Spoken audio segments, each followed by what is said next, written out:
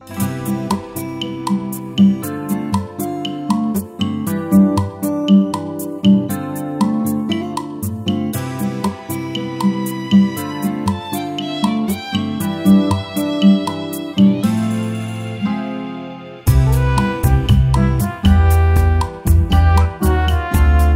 coucou chers amis du potager, allez on se retrouve dans une nouvelle vidéo avec 3 nouveaux légumes à planter dans le potager fin mars début avril.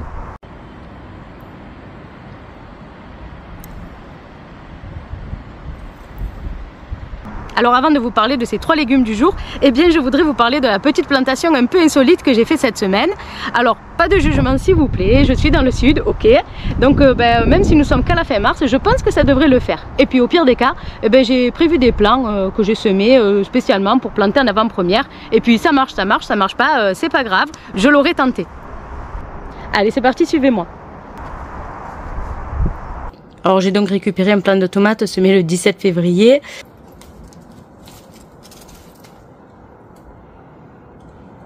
Je vérifie toujours qu'il n'y ait pas une araignée. Je les ai pris et hop, directement, plantation en extérieur.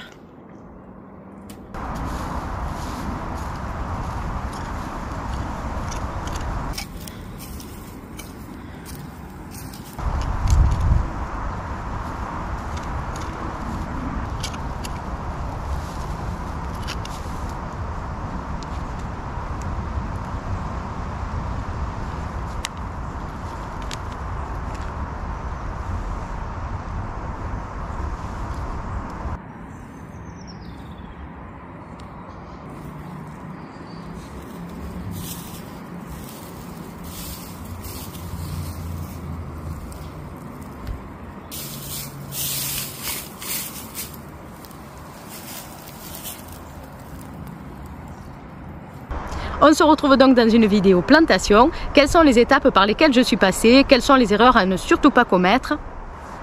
Je commence par les betteraves que j'avais semées il y a environ un mois en plaque alvéolée. Alors tout ce temps je les ai laissées en serre froide. Et puis pour éviter de gaspiller plus de terreau, je ne les ai pas repiquées en godet.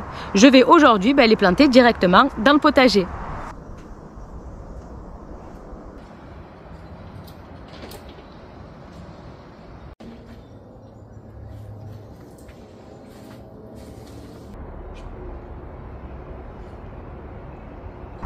Alors moi ici dans mon potager je fais un petit peu au feeling et puis cette saison il m'a pris de planter les betteraves sur 3 rangs à différents endroits dans le potager.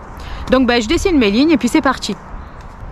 Alors sur le rang les betteraves je vais les espacer environ tous les 25 cm et puis s'il y a 2-3 betteraves par motte c'est pas un souci, comme je vous l'ai dit au feeling. Certaines je vais les laisser et d'autres je vais les démarier.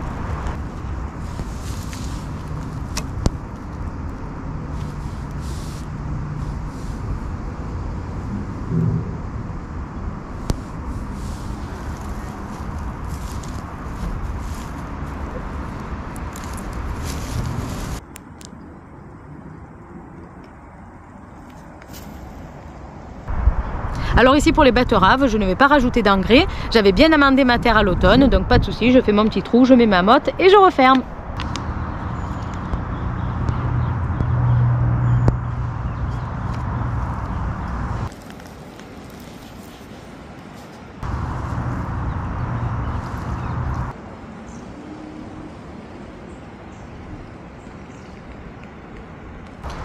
Point négatif sur les betteraves, bien évidemment c'est encore une culture qui demande beaucoup d'eau. Donc qu'est-ce que je fais pour y remédier? Paillage et puis ombrage. Et puis c'est également une culture qui attire les ravageurs comme par exemple les pucerons. Donc qu'est-ce que je fais pour y remédier? Je vais les planter près d'œillets d'Inde ou de capucines. Puis on passe aux salades semées en décalé, un petit semis tous les 15 jours depuis le mois de janvier, de différentes variétés puisqu'il y aura des variétés plus ou moins adaptées à telle ou telle saison. Pour l'heure, j'en suis à planter les salades de variété God Jaune d'Or et puis direct derrière, j'ai refait un semis de 4 variétés. Alors ce sera mon dernier semis avant l'été puisque bien évidemment après il fera beaucoup trop chaud. Alors je disais donc 4 variétés qui sont la grosse blonde paresseuse, la reine de mai, la Great Lake et puis la paumée du bon jardinier.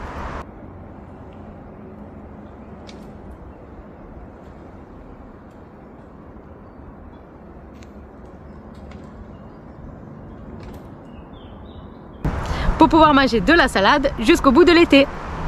Allez, pour ma part, pas d'ajout en engrais, la salade a un système racinaire assez peu développé et comme j'avais bien amendé ma terre en amont, vous verrez, ça le fera très bien. Alors pour la plantation des salades, je vais faire environ 30 cm en tous sens. Voilà ici la salade God John d'Or que je viens récupérer sur l'étagère et que je vais planter dans le potager. Allez, c'est parti.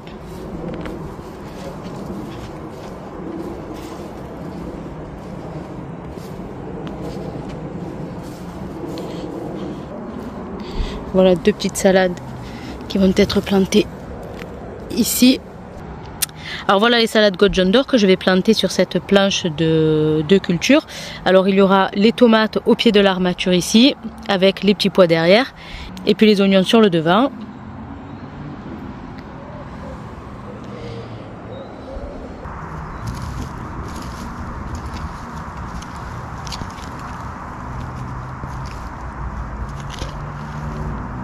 Alors pour ceux qui veulent enrichir un petit peu leur terre avant la plantation des salades, vous pourrez toujours mettre un petit peu de terreau sur le fond ou de compost bien mûr. Voilà.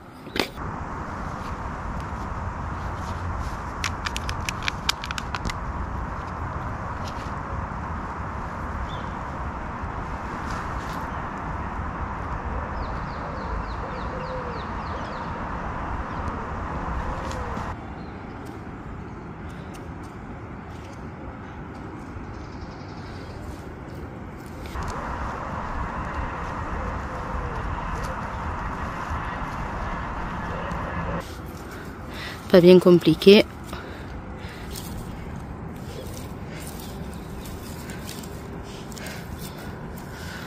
Voilà, vous pouvez même rajouter un petit peu de terreau sur le dessus.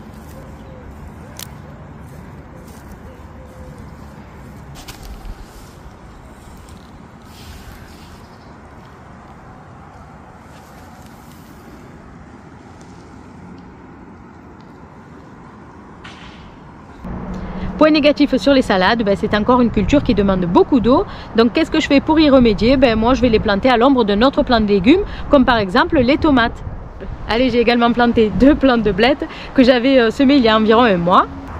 Et oui, malheureusement, il y a une fin à tout. Je suis en train de finir mes récoltes sur les plantes de la saison dernière, puisque je le rappelle, la culture de blettes est bisannuelle, c'est-à-dire qu'elle va monter en graines à la saison suivante. Laissant tout de même peu de temps aux récoltes sur la 2e année. Ici, moi, voilà, pour ma 2e année, je suis sur la fin des récoltes et nous sommes qu'à la fin mars.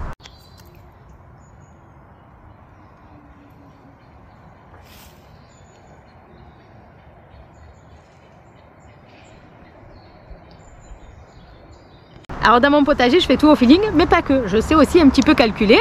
Par exemple, pour les blettes, je les ai plantées stratégiquement pour qu'elles aient du soleil, mais pas trop, puisque je sais qu'elles aiment bien la mi-ombre.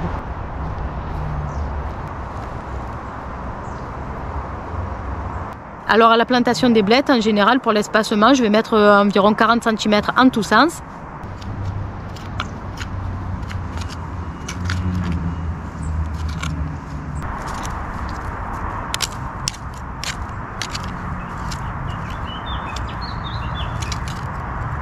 Alors ici en engrais pour les blettes, qu'est-ce que je fais?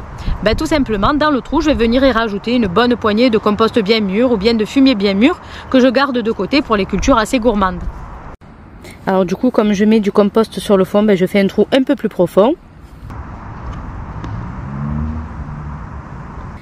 Et puis je viens, hop là, y mettre une bonne poignée sur le fond.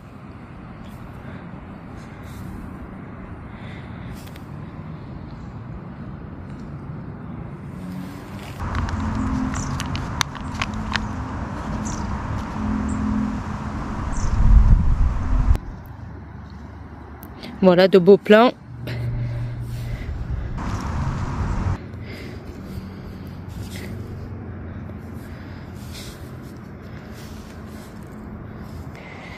Et voilà 2 plantes de blettes qui ont été semées, repiquées en godet, puis plantées dans le potager exactement en même temps, aux mêmes dates.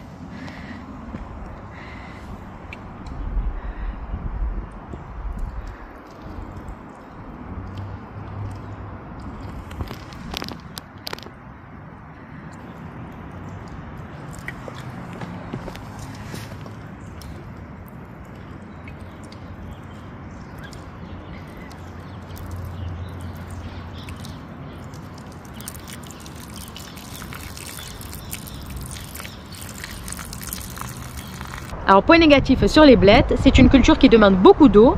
Par manque d'eau, les côtes vont devenir fibreuses et c'est vraiment pas agréable à manger. Donc pour y remédier, qu'est-ce que je fais? Déjà je vais essayer de les planter à la mi-ombre. Et puis 3 semaines après la plantation, je vais venir y rajouter du paillage, histoire de garder un peu plus l'humidité.